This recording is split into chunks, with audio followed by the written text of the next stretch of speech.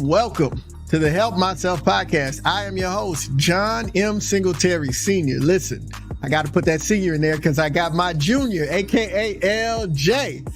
That's my co-pilot. That's who I do it with, and that's who I do it for in this amazing game we call podcasting and this wonderful thing that we call life. Listen, this month is Women's History Month, and I am excited to have some amazing guests to come on the show and tell us about all the amazing things that we are doing. So it's all about the ladies this month. And our first guest is Naeemah Ford Goldson, a certified professional organizer.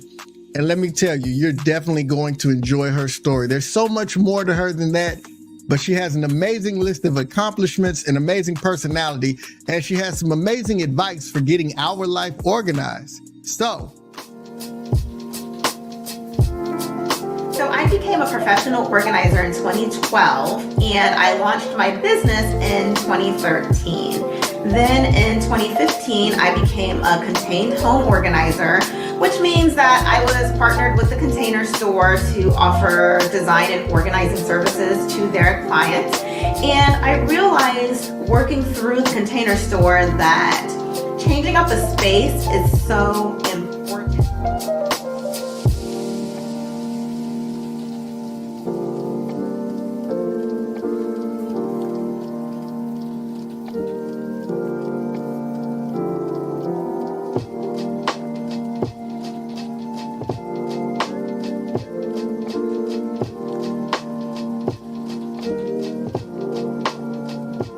Gentlemen, I am excited to have our first guest for Women's History Month. Let me give her an introduction. I'll let her introduce herself, but I'm going to attempt to try to pack all of this stuff she has on her resume into this introduction. But we have the privilege and the honor today of having Naeemah Ford Goldson of Organize Me Radio. She's a certified professional organizer and owner of Restore Order Professional Organizing. She's also the founder and executive director of the National Association for Black Professional Organizers and a member of the Institute for Challenging Disorganization. She's an organizing expert that has appeared on local and national television and print media. She's written for Good Housekeeping, Martha Stewart Living, and New York Mag, just to name a few. And she's also appeared on the Drew Barrymore Show and AOL's Extreme Organizers. And again, that is only a few of the many accomplishments. So I introduce to most of you and present to some Naeemah Ford Goldson. How are you? Hi, Jon. I'm good. Thank you so much for having me. I am so excited to be here with you. I'm excited to have you here. Did I catch everything in the intro? Or? Yeah, it was good. I loved it. Okay. I wanted to make sure because that's an expansive and impressive resume. There's just more to it. Like sometimes you just don't know that you are standing in the presence of royalty. So, it is definitely my honor. I'll tell y'all, we'll get into the interview, but me and Naeemah are part of a speakers network together, and she put out a call for guests for her podcast. And I saw it and it just resonated with me. Organize Me Radio. And everybody knows that I'm a pretty organized guy, but I don't know. I just shot my shot and she had me on. And I tell you what, it was an amazing experience and just thoroughly impressed with your brand, with your personality, with everything that you're willing to share, all the things that you've done. And again, like I said, it's just an honor to have you on the show today. So thank you for agreeing. And I want to get started with the good stuff. What got you into professional organizing? All right. So first of all, thank you. Thank you for being a guest on my podcast. You're one of my favorite guests to have, and you too have a great personality. And it was just really fun. You're so dynamic and energetic. So I really appreciated that. I loved the episode. And I'm happy to be here. I'm happy that, we get to connect again. So yes, ma'am. This is fun. So how did I get started in professional organizing? So I have a background in media, actually. When I went to school, I studied broadcast journalism with a minor in Black studies. And so what I thought I was going to do was I thought I was going to work in radio. I initially wanted to work in like play music. I wanted to have like a midnight love show, something along those lines. I love music, R&B in particular. I'm a crazy 90s Come on fan. now. Like, Come on. Is there anything else other than 90s R&B? no, really isn't. There really isn't. Like, the 90s had the best groups, just the best music, the best singers. Like, it was just a well-rounded decade. So Absolutely. I thought I was gonna be, working at a radio station from like, I don't know, 6 p.m. to midnight on air with my little midnight love show. And so that was my hope. That was my goal. That's what I wanted to do. And then what I was thinking was I do that. And then later on, when I decide I don't want to be in the media anymore, then maybe I'll teach Black studies in college or something along those lines. That was my plan, when I left college, right? So what I did was I was living in Nebraska. I went to school at the University of Nebraska, Omaha. That's where my family lives. I'm actually originally from Staten Island, New York, but I moved to Nebraska when I was 10. Whoa, I know. that is I've been to both. I've been to Staten Island, and I've spent a lot of time in Omaha hanging out in the great restaurants in North Omaha. So I'm familiar with Omaha. That's a culture shock. It is a culture shock. Now, I'm glad you didn't say Omaha has Black people, because that's usually what I get. I know quite a few people from Omaha. I have lots of friends. Yeah, I'm familiar with Omaha. So people who aren't familiar with Omaha, yes, there are Black people. Omaha, Nebraska is smack dab in the middle of the map. It's not Oklahoma. It's Omaha, Nebraska. And Malcolm X was born there. So I always tell people that when they ask, are there Black people there? I'm like, yeah. One of the greats was born in Omaha, Nebraska, So I graduated from college. I didn't want to be in Omaha anymore.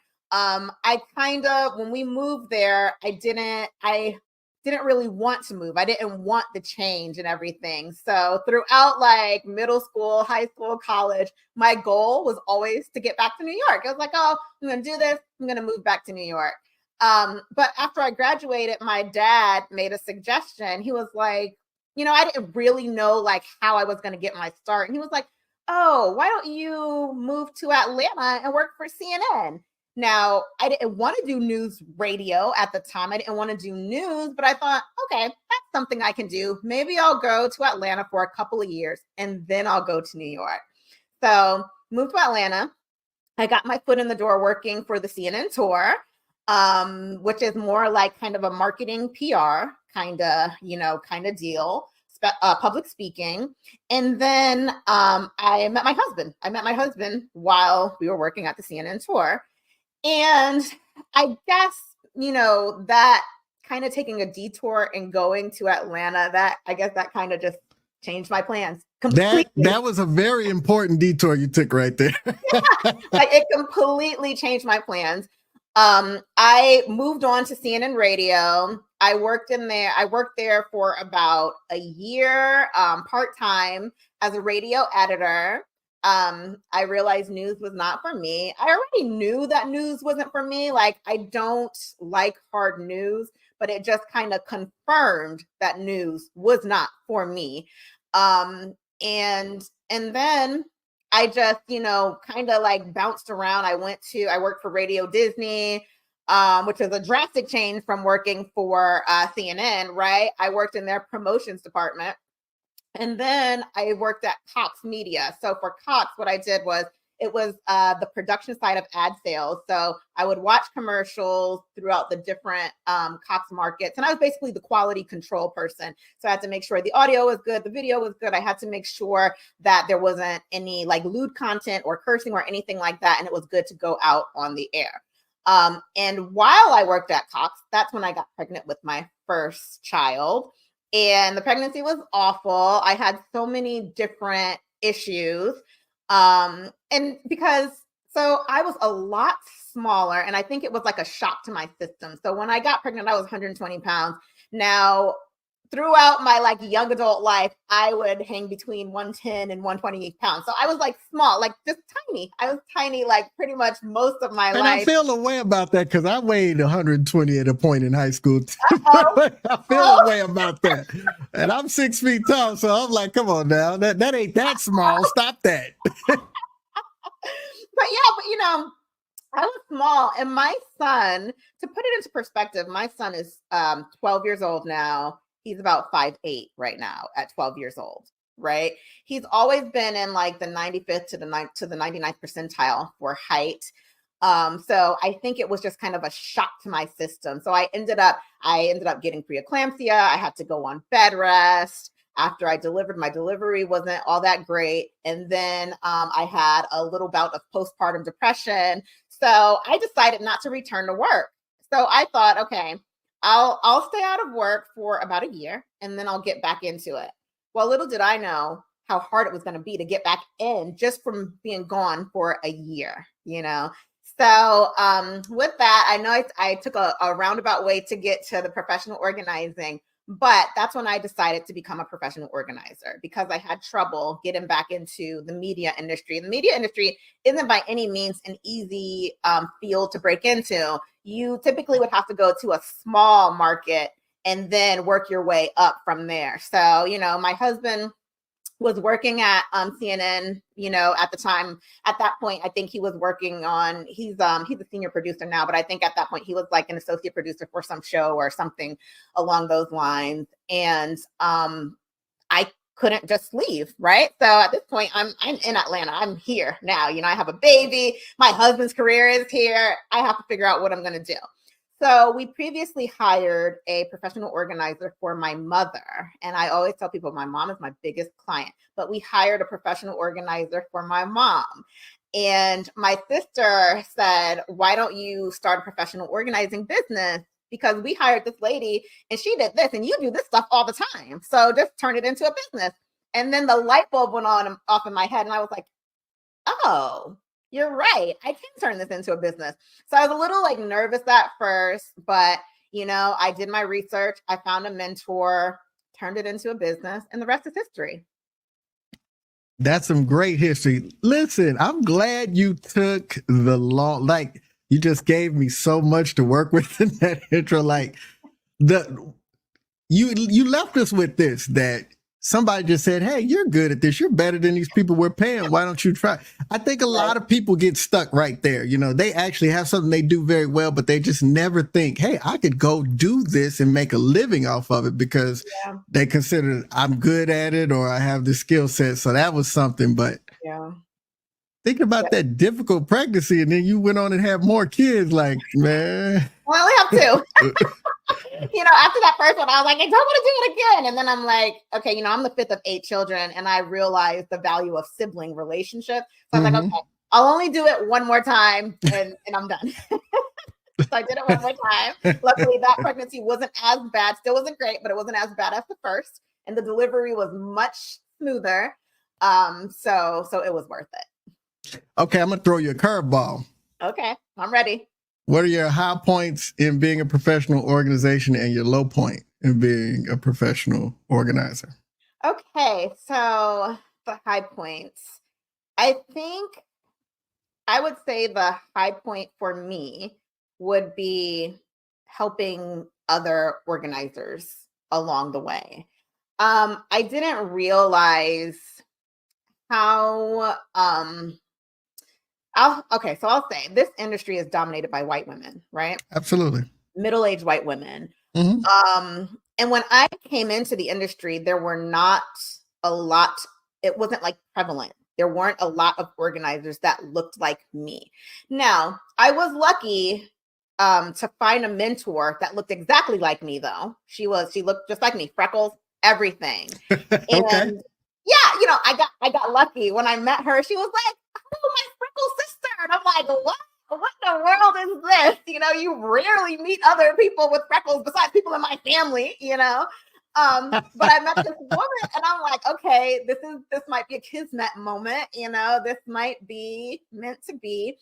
So she was very open with how the industry was and very transparent transparent in the lack of diversity within the industry and some of the things, that she's dealt with.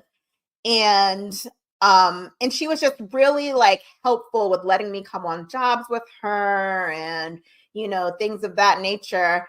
But she and I, we fell out of touch, throughout the years. But as I like moved on and started doing my own business, I realized that community within your area of expertise is important. Like it's so vital to have people that you can bounce ideas off of, that you can ask about their experiences, that you can get advice from. And we didn't have that. So throughout my career, I'd say it was still kind of early on, maybe 5 years of being a professional organizer. 2 years in, I decided to create a Facebook group for women of color who were professional organizers. From this group, look at you getting ahead of me. Go on and answer that question I was going to ask. Okay. From this group came the National Association of Black Professional Organizers, and it was something that was needed. I think I knew it was needed. I didn't know how to go about it at the time, but I knew that there had to be some sort of community for, people of color, but Black women in particular, to to just have like a safe space to see ourselves, because a lot of times people want to do something, and you mentioned it earlier, like they know they're good at it, but they stop right there. They don't like move forward with it for whatever reason. It could be the lack of seeing people that look like them, not having a proper mentor. I know I reached out to some white organizers and they weren't welcoming to me like the Black organizer was that I reached out to. I tried to, spark conversation, ask people, well, how much should I charge for that? Can I, shadow you on one of your jobs and this and that? And it was a beat around the bush kind of, oh, just join this organization kind of thing. Whereas the Black woman was like, meet me here. We'll meet for coffee. We'll talk. And then you can come with me on this job. And, so I think that is important. And so that is what I would say is my high, like starting the National Association of Black Professional Organizers. Absolutely. That's definitely a high point. Now, the lows, I would say, the pandemic, that was a tough one. That was a tough one. I wasn't going into anyone's house, during the pandemic. And, so if you're not going into people's houses, then you're not really making money. I attempted virtual organizing, but it just wasn't my thing. I asked her about this right before we started recording. She's like, nope, don't do it. Yeah, not for me. It wasn't for me. It wasn't for me. Now, there are a lot of people who do virtual organizing and they excel at that. That's not my strong area. So I would definitely say the pandemic was the low. Got it. And you know what? I was so excited. We just jumped into the questions. So for the people that are watching and listening, can you give us like just a high level explanation of what actually you do as a professional organizer? All right. So as a professional organizer, I basically help people create systems to keep their lives in order. That's essentially what it is. I typically do in-home organizing, and I specialize in design. So I am the person that will go into your closet and have the wire shelving removed and put up a closet where you have a hamper and you have drawers and you have long hanging and short hanging space and you have accessories storage. I am the person that will create space for all the things that you have. But there are other, parts of it as well, where it's not just the design portion. I can go in and, remove everything out of a pantry and put things back in neatly. If you can afford the product, I like to house things in product. If you can't, I just, kind of try to do it like you would see in a grocery store, I'd say, how things are, they're not in containers, but things are lined up, right? So it's like, storing like items together. So I help people create systems, whether it's a junk drawer, a garage, an office, a kid's room, But I help people to get systems in place so they can simplify their lives and just, make things easier for them at home. Man, that's awesome. Listen, when I tell you the light was flashing in my eyes when you talked about the closet stuff, like the Excel, that's what I need. I just need to change that thing up so it's functional, because Yes. walking back and forward, like, nah, this should all be self-contained. I don't like all this movement. It makes me not want to do certain things, and then that starts to complicate things, and then you get disorganized. So Yes. when you got that feng shui of motion, No, really, because when you think about it, your day, it starts and it ends in your closet, right? It starts because you're getting your clothes for the day, whatever your shoes, whatever you have stored in there. And then it ends in your closet because you're taking your clothes off, you're putting it in the hamper or what have you, right? So the closet is actually the most important space to be organized in your home. And I also think it's important for people to know you don't have to stick with the closet that you were given when you purchased your home or rented your home or whatever it is that you have. You can change it up to where it works for you. Absolutely. You said a word right there. Starts to be the Genesis and the Revelation happen right there in the closet. Yeah, for sure. So we talked about, organizing.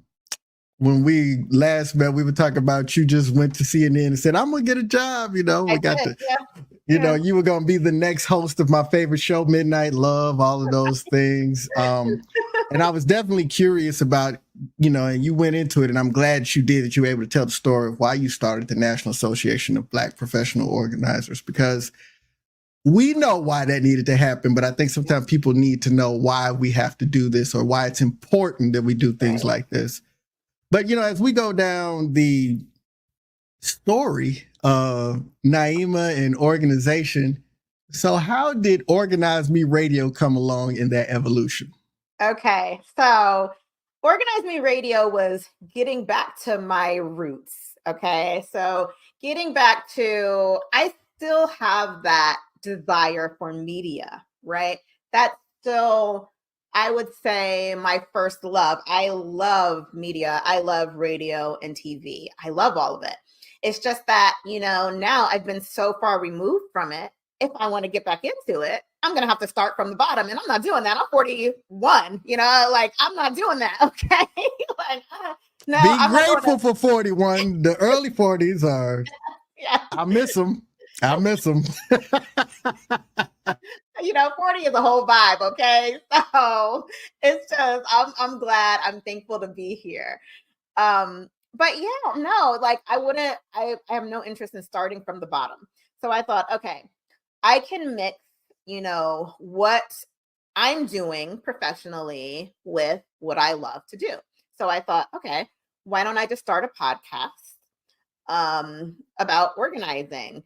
And I started the podcast in November of 2019. And I wasn't exactly sure how the flow was going to be for me. So I did some kind of test interviews, which they're all posted, trying to figure out how often I'm going to do this, when I'm going to do this, what days I'm going to put it out. So, playing with logos and how I want the thumbnails to look and all that. So throughout, it has definitely evolved. But when I first started, I went to my fellow NABPO founders, the National Association of Black Professional Organizers. We call it NABPO, my fellow NABPO founders. And I interviewed them one-on-one. So I went to their space, I brought my audio equipment, and I interviewed them one-on-one, right? And then so it worked. It worked. Of course, there were some technical issues in the beginning. But then the pandemic hit. So I had those episodes, and it was I think I maybe had maybe 7 or 8 episodes. And then the pandemic hits. And then it's okay, what do I do now? But then I realized, Zoom is actually a better option or whatever video chat you have is a better option, because now I'm able to reach out to other people around the country, around the world. I had a guest who was in Brussels in Canada, so you can really like extend your reach when it comes to that. So yeah, so I really just wanted to, take my love for radio and then my love for organization and put the two together to hopefully help people become organized by listening to the different episodes. Oh yeah, y'all got to go check it out on YouTube and on all of the Spotify, Apple. Y'all got to check out Organize Me Radio. It's a vibe. Listen, I felt judged a little bit because it was like Organize Me, and I'm like, I don't know if I want it, but I tell you what, she's got that energy. She has some amazing guests on there. They talk about organizing all kinds of things. It's not just that your bedroom is dirty. It's a whole bunch of other stuff too. So y'all definitely got to go check that out. So no, I totally enjoy it. I think you've kind of gotten into it, but I don't want to, for this podcast, one of the things that I really like to talk about are some of the obstacles on the journey to doing this thing that is within you. So do you have a particular resiliency story, something that almost took you out besides the pregnancy?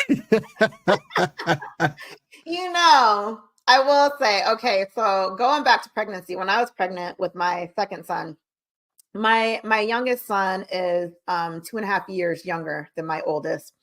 And it seemed like immediately when I got pregnant with him, I was just exhausted. I couldn't go into people's homes because I was just tired. Like, this is a level of exhaustion I've never experienced in my life. I wasn't this tired with the first pregnancy. But I also had like a toddler to take care of. So I had a toddler to take care of. I'm extremely tired. I'm like, okay, great. I have my business. I've only had my business for, maybe a couple years at this point. So it's like, okay, what can I do to make changes to it? And that's when I started my YouTube channel. Now, my YouTube channel is, it's a little neglected. I post my, it's hard. You can't be on all of these. It's hard. Especially when you have children, So, but that's when I started my YouTube channel and I started doing like organizing tutorials and things like that. It was a little hard to keep up with. I post all my podcasts on there now, so I'm always having like some sort of content on there. But I would say that might have been a point where I really had to like figure it out. Like, am I going to do this organizing thing? I can't actually go into people's houses. So I'm not actually making money doing organizing at this point. But yeah, I just kind of like put that into YouTube. But I also think it kind of motivated me to want to do more media when it came to organizing. So, contributing to, articles in magazines, contributing to or being a guest on a show where you're giving organizing tips and things like that. So I have a few things. I'd like to do more of that, I think, but I have a few TV appearances that I've done. And then when it comes to like online, like magazines, oh my gosh, I've lost count of who I've contributed to, like what I've contributed to, but Washington Post, Parent Magazine, Good Housekeeping, New York Times. Like, there are so many things that I've contributed to as a professional organizer, just giving people tips and things of that nature. So I would say that, you're an entrepreneur, right? There are highs and there are lows. And that's just how it goes when you are an entrepreneur.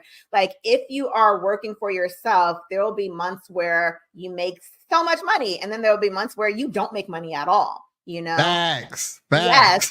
So I think it's important to realize that, to know that going into it, but also make sure that your partner or whoever you have to take care of, whoever's in your family, is understanding of that. Luckily for me, I have a husband who's had a full-time job the entire time, right?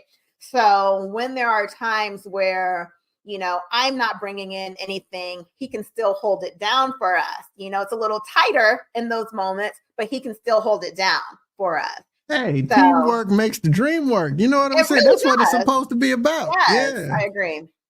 Definitely. Like it's important to have like that partnership and kind of feed off of each other and, knowing what each other's strengths are and things of that nature. So I definitely, have to give him a shout out because he has been one of my biggest supporters. That is awesome. You didn't already named a couple of people, but I still, again, I have to give this question as we start to ramp down. But what are your biggest, who are your biggest inspirations to your success and on this journey, period? Yeah. I would definitely say my parents. I feel like, growing up, when I was a kid, when I lived in Staten Island from like birth to whatever, 10 years old, I think my parents really set the foundation when it came to self-esteem and having confidence in myself and things of that nature. I always, sometimes when I talk to like other like family members, like in-laws or my husband, they're always like, how are you so confident? And I'm like, listen, my parents built me up. They always let me know that I could do whatever I wanted to do. Even if I had a crazy idea and I said, I want to do this, they're like, great, you can do it.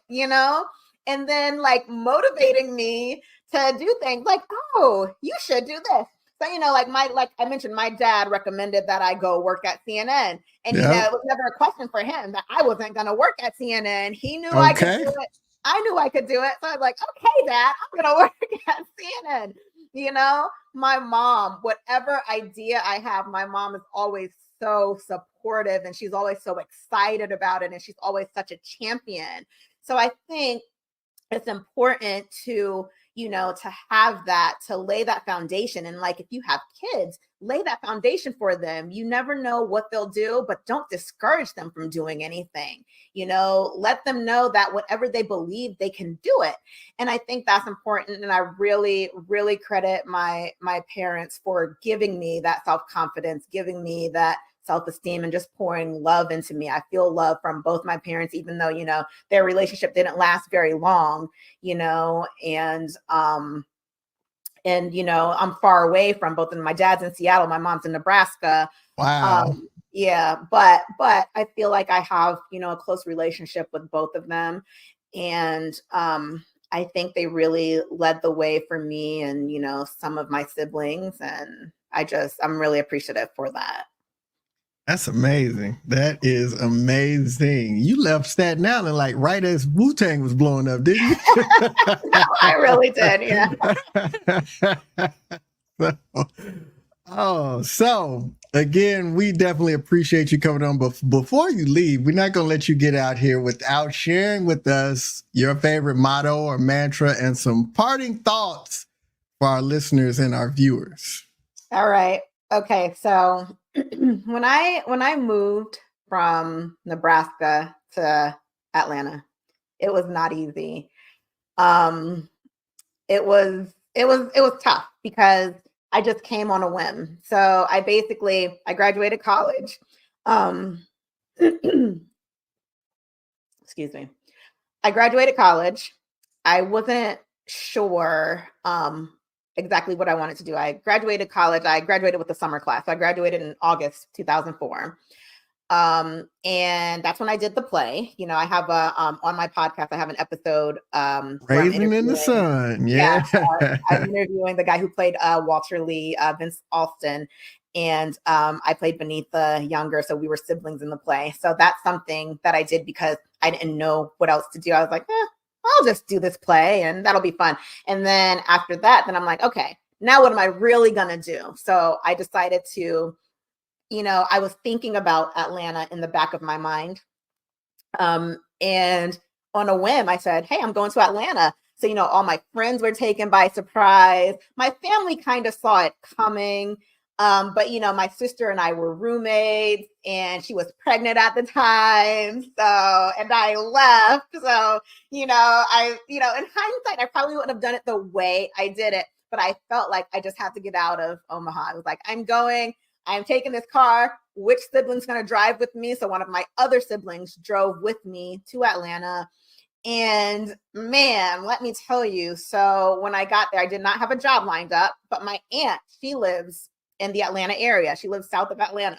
So my goal was to stay with her. I think I stayed with her for about 4 months. I did a lot of odd jobs. I was a substitute teacher. I worked at a group home. It was called a house parent. I was a house parent at 22 years old. I was a house parent for teenage boys who were basically in foster care, who were taken away from their parents from whatever reasons. And it was kind of I struggled for a little bit. I got the opportunity at CNN. Maybe I think about 10 months after I moved to Atlanta. So it came eventually, but it was such a struggle. So one of my sisters and I, we always talk about, the things that you're going through and the setbacks that come, right? So my favorite thing to always keep in the back of my mind is a setback is just a setup for a comeback. And that's something that I think rings true throughout life. It has for me. You're going to have your setbacks, but you just have to make sure to stick with it. Sometimes we're on a path and it feels like this is the direction that we want to go in. And it feels like there's only one way to get there. But, something comes and it diverts your path, right? So now you're going a different way, but you can still ultimately get to where you were trying to go. Sometimes you just have to go around, right? Sometimes the straight through isn't the easy path, right? Sometimes you have to go around and you have to go through all the bumps, all the potholes, the flat tires, the loop-de-loops and all of that. Like all of that to get to where you want to go. And so that's what I always tell people. Just don't let it discourage you. A setback is a setup for a comeback. Don't let your setbacks define you. Learn from them, but keep moving and you'll ultimately get to where you want to be. My goodness, that word was for me. I'm on the verge of some things and I'm just like, today of all days, I needed to hear that. So I was just sitting here like, what? For real? That's how you gonna do me? Well, I'm a thug, so ain't no tears gonna come because I'm a certified thug, certified professional thug, CPT. As you're looking all dapper in your suit. But I just want to thank you again for what a way to kick off Women's History Month. And definitely we need to get you on as many shows and as many, because there's so much more to you than just the organizing is the amazing part, but the foundation, there's so much there. So people need to hear your story. So thank you so much for taking time out of your busy schedule to be here with us on the Help Myself podcast. Can you let the people know where they can find you? Yes, John. Thank you so much for having me. I am so glad that I've had the opportunity to chat with you again. It was fun. Thank you so much. And you can find me through my website, restoreordernow.com. It takes you to my socials and my YouTube channel, all of that. So you can find me there. Awesome. We're going to definitely put that on the screen. We're going to make sure that they hear that on all of the audio podcasts. But again, thank you so much for coming. And we're going to definitely watch your meteoric rise through all of the things. So thank you again. Thank you so much, John. Didn't I tell you that would be an amazing interview? Again, we want to thank Naeemah Ford Goldson for stopping by and blessing the Help Myself podcast. I know that interview was amazing for me, and I certainly believe that it was amazing for you. So we're going to continue to put the spotlight on these amazing women that are doing amazing things, breaking through all of these barriers to be successful and inspirational. And I thank you for tuning in with us. And I'm going to close tonight like I always do. Listen, I can't help myself. Got to inspire, got to encourage, I've got to empower. But I can help myself by being the absolute best version of myself. And guess what? You can too.